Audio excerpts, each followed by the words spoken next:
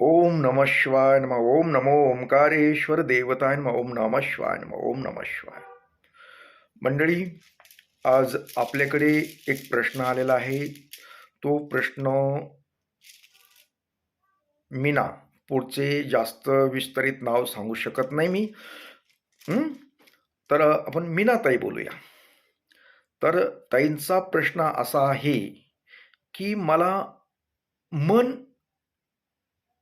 म्हणजे उदास असल्यासारखं वाटतं आणि सतत म्हणजे विचार, सारखं विचार येतात, अतिविचार येतात. मन कुठल्या कामावर लागत नाही, काम करावंसं वाटत नाही, उत्साह वाटत नाही. हं? सतत उदासीनता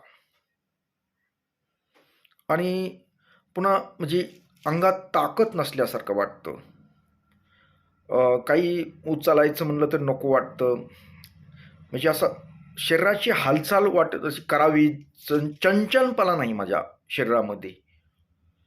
हं? काय असेल? काय बाधा वगैरे काही आहे का? कशामुळं असं होतं आणि यावर उपाय काय असू शकतो? याबद्दल त्यांनी प्रश्न पहा म्हटले आणि सांगा म्हटले. तर आपण थोडक्यात मीनाताईचा प्रश्न पाहूया. त्यांना हे असं का होतं आणि बऱ्याच वेळेस अशा समस्येचे बरेच प्रश्न येतात वेगवेगळे. जरी तुमच्यापैकीही कुणी असे जर असेल, असं जर होत असेल, उदास मन होत असेल, काम करावंसं वाटत नसेल, काही ना काही दुखतं, उत्साह वाटत नाही कुठल्या कामात, असं जर होत असेल तर कदाचित तुम्ही हा व्हिडिओ बारकाईने पहा. काय निघतं, कदाचित तुमचं सुद्धा असं असू शकतं. काय जे निघल ते निघल आणि त्याप्रमाणे तुम्हाला सुद्धा उपाय लागू होऊ शकतात. तर पाहूया आपण.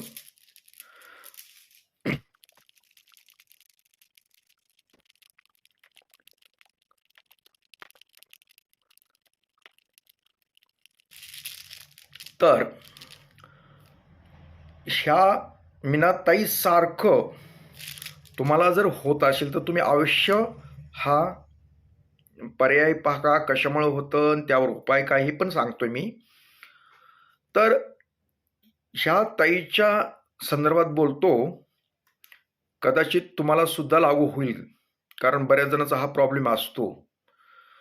तर पहिली गोष्ट, ह्या ताईचा जो स्वभाव दाखवतो, हं? फार म्हणजे भित्रा थोडक्यात. म्हणजे प्रत्येक गोष्टीमध्ये त्यांना भीती वाटते. भीती, समाजाची भीती अथवा आपल्याला कुणी काय म्हणतं काय की आपण काही गोष्टी ही करायलोत आणि करतात तर खरं. आता काही गोष्टी बोलायच्या नसतात, पण एक कोडमध्ये बोलतो जरा.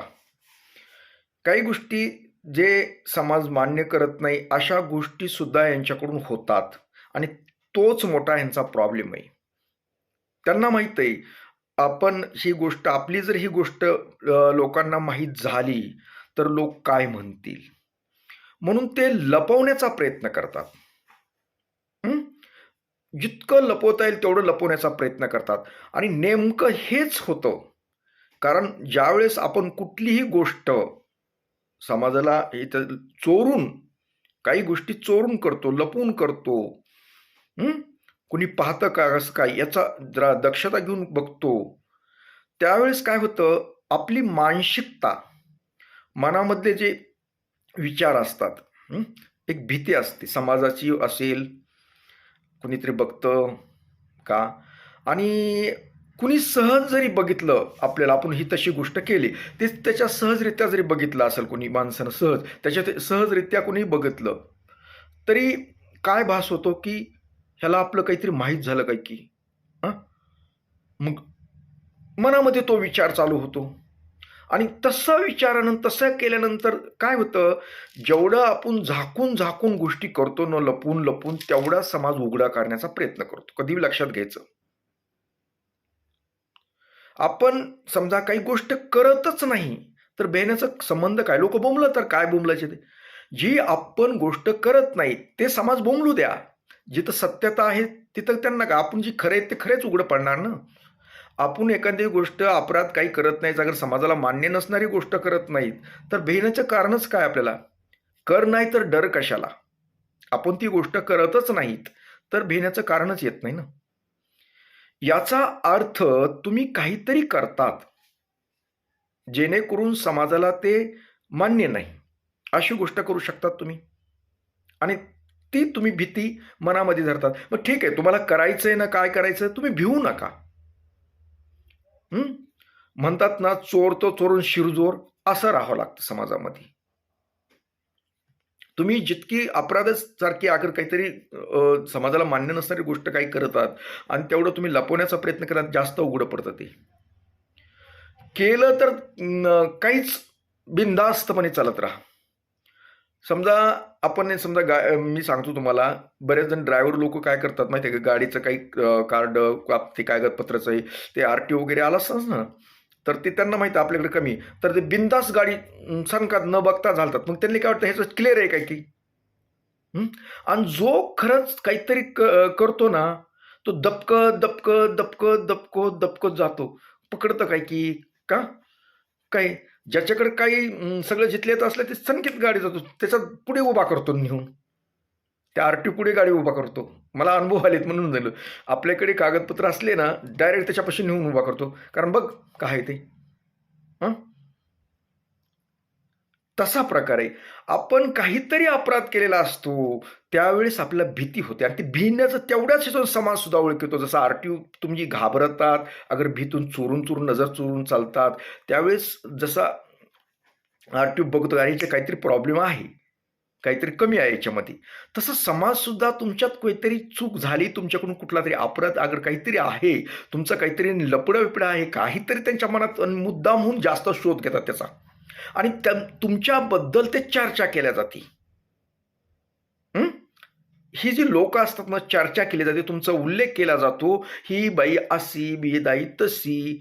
आणि जी तुमच्या ज्यावेळेस उल्लेख होतो आणि त्यांच्या तोंडातून जो तसा निघतं बाहेर ऊर्जा, आणि तीच ऊर्जा आपल्याला घातक ठरते. ती त्यांची जी ऊर्जा असते ना, तेच आपल्याला त्रास देते. आणि सतत भीतीदायक राहणं, अपराधपणाने राहणं, हे आपल्याला मानसिक संतुलनाला बिघडायला कारण ठरू शकतं. तुम्ही हे करू नका, ते करू नका, मी म्हणत नाही तसं. तुम्हाला जे करायचं बिनधास्त करा. आणि तुमचं विशेष म्हणजे काय, ही तुम्ही एका समजा कुणाच्या तरी दबावाखाली राहता. मग ती घरातील फॅमिलीतील लोक असू शकतात, अथवा तुमचं कुणी नातलग असू शकतं, कुणाच्या तरी दबावाखाली तुम्ही राहतात, दबावाखाली. आणि दबावाखाली राहत असल्यामुळे सुद्धा तुमची मानसिकता बिघडते. प्रेशर खाली. आणि ही प्रेशर खाली राहणंच ही तुम्हाला घातक ठरू शकतं, तुमचं आरोग्य बिघडू शकतं, तुम्ही मानसिक तणावामध्ये जाऊ शकतात. तुम्ही का राहतात त्या समोरच्या तुमचा बहुतेक ही पुरुष असू शकतो, त्याच्या दबावाखाली प्रेशरखाली राहताय ना तुम्ही, असं काय त्याचं काय विशेष दबाव? तुम्हाला तर नवरा नाही, बरोबर आहे? मग कोण आहे? कुणीतरी समजा तुमचा फ्रेंड आपण म्हणूया, मित्र, त्याच्या दबावाखाली राहतात तुम्ही. आणि तुम्ही त्याला माहीत होऊ नये, अथवा त्याच्यामुळं सुद्धा काही अगर ते काही चोरून गोष्टी बी करू शकतात, काहीतरी तुम्ही करतात, त्यावेळेस हा प्रकार होतो. अपराधाची भावना तयार झाल्यानंतर माणसाचं आरोग्य बिघडतं. त्याच्यासाठी तुम्हाला एकच सांगतो की तुम्ही जे करायचं ते उघडपणे करा, जे करायचं ते. आणि कुणाच्या दडपणाखाली राहू नका, प्रेशरखाली राहू नका.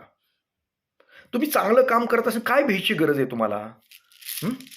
तुम्ही एखादं चांगलं काम करताय ना, अगर काम चांगले करत असताना तुम्ही काहीतरी अपराध करताय का नाही, याचा अर्थ तुम्ही काहीतरी चुकीचं करताय, हे तुम्हाला माहित आहे. आणि हीच चूक आपली कुणाला तरी माहीत होऊ नये म्हणून हा चाललेला प्रयत्न आहे तुमचा, बरोबर आहे? तर तुम्ही होता येईल तेवढं तुम्ही चुकीचं करू नका, चुकीचं वागू नका एकतर. आणि वागायचंय चुकीचं तर बिनधास्त वागा.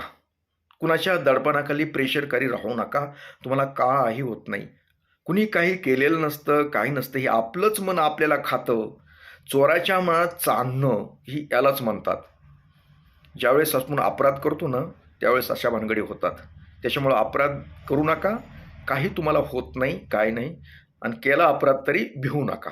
बिनधास्त चला. कुछ नाही होत. आलं लक्षात? तर शक्यतोवरं आपल्याला असं होतं तर एक तर अशा अपराधामध्ये राहू नका, आणि अपराधामध्ये राहायचं तर नामस्मरण करा. ईश्वराचं नामस्मरण करत जा, आणि चुकीच्या गोष्टी काही करू नका. एवढंच मी तुम्हाला सांगू इच्छितो. ओम नमः शिवाय नमः.